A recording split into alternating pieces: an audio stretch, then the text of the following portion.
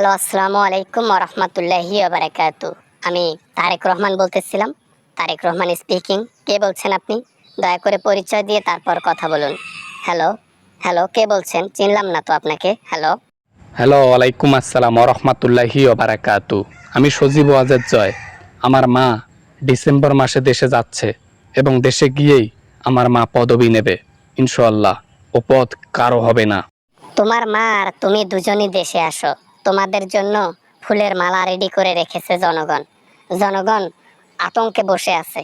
Sorry sorry, গভীর গভীর আশায় বসে আছে হযরত শাহজালাল বিমানবন্দরে। না মানে আর কি ওই দেশের মানুষ বিমানবন্দরে বসে থাকবে কেন? কেন আমরা কি অপরাধ করেছি?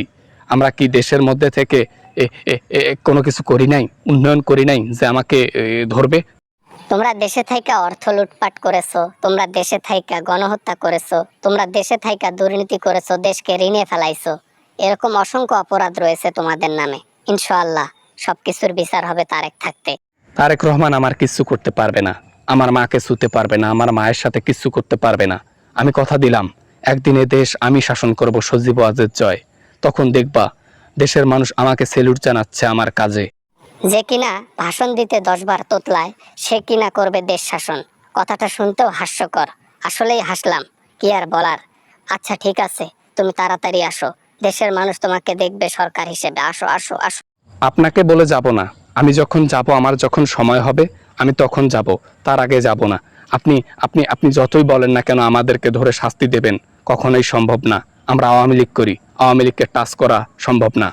আওয়ামী লীগ করো, আইসো। তোমার পেছনে যখন কাঁচা বাস যাবে তখন তোমরা বুঝতে পারবা আওয়ামী লীগ কেমনে করছো, দুর্নীতি কেমনে করছো। সবকিছুর হিসাব হবে ইনশাআল্লাহ। তোমরা রেডি থাইকো, আমরাও রেডি আছি। খেলা হবে বাংলাদেশে। খেলা তো হবে, কিন্তু আমার মা যে অপকর্ম করে রেখে এসেছে, এ খেলায় আমরা জিততে পারবো না। কারণ সাধারণ জনগণও বিএনপিকে এখন সাপোর্ট করবে, আর আমার মা তো আউলিয়া মাদারি, সব ভুল করে আসছে।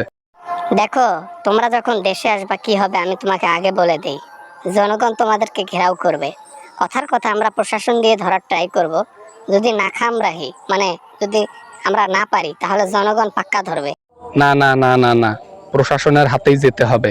জনগণের হাতে পড়লে তো ডাইরেক্ট কোনো কথা চলবে না, কোনো আপিল চলবে না, একবার উপরে পাঠায় দেবে। প্রশাসনের হাতে পড়লে কয়দিন জেলে থাকা যাবে।